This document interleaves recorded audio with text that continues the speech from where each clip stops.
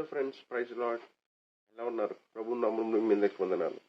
చూడండి, మనము ఏంటిదనంటే కొన్ని మిస్టేక్స్ వల్ల, కొన్ని మనకి తెలియని, కొన్ని తెలియక చేసిన మిస్టేక్స్ వల్ల ఏమనుకుంటామంటే, అరే నేను పాపం చేశాను, ఇక నేను ప్రేయర్లో ఉండను, నేను పాపం చేశాను కాబట్టి దేవునికి దగ్గరగా వెళ్ళలేకపోతున్నాను, దేవునిలో గడపలేకపోతున్నాను అన్న డౌట్స్తో నువ్వు ఉన్నావేమో, అన్న మైండ్స్తో, అట్లాంటి సిచ్యువేషన్లో నువ్వు ఉన్నావేమో. అరే పలానా తప్పు చేశాను, ఇప్పుడు దేవుడు ఏమనుకుంటాడో, దేవుడు నన్ను యాక్సెప్ట్ చేస్తాడా లేదా, ఫర్గివ్ చేస్తాడా లేదా, అవునా నిజంగా నేను ఈ తప్పు చేశాను కదా, దానికి ఏదైనా నాకు శిక్ష వస్తుందేమో, ఆ శిక్షకి నేను పాత్రుని అవుతానేమో, అవునా ఆ మిస్టేక్ వల్ల నా లైఫ్ ఏమేమో కోల్పోతానేమో, ఏవేవో ఆలోచించి నువ్వు భయపడుతున్నావా? అయితే దేవుడు ఈరోజు ఒక విషయం జ్ఞాపకం చేయాలనుకుంటున్నాడు. ఒకసారి కీర్తన గ్రంథము 86వ అధ్యాయము 5వ వచనం, సామ్స్ చాప్టర్ 86 verse 5.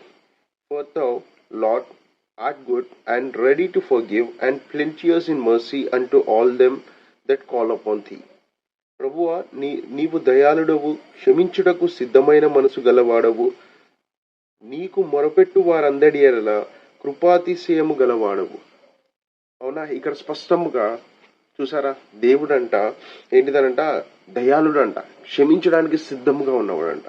నువ్వు ఎప్పుడైతే నీ పూర్ణ హృదయంతో, ప్రభా అవునయ్యా నేను ఫలానా తప్పు చేశాను, నాకు తెలియక చేశాను, నన్ను క్షమించు అని గనక నువ్వు హృదయపూర్వకంగా ఆయన దగ్గరికి వెళ్తే, ఆయన ఖచ్చితముగా, చూడు నా ప్రియ కుమారుడా కుమార్తె, అవునా ఆయన నిన్ను విడిచిపెట్టే దేవుడు కాదంట.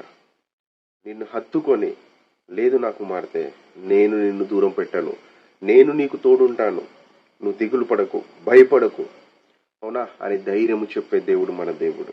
సో నువ్వు దేని గురించి ఏదైనా గిల్ట్ ఇట్లాంటి ఏదో తప్పు చేశాను అన్న భయంతో, అవునా దేవునికి దూరంగా ఉంటున్నావా? అయితే ఇదే మంచి సమయము, ఆయనకి దగ్గర అవ్వడానికి ఇదే మంచి సమయము.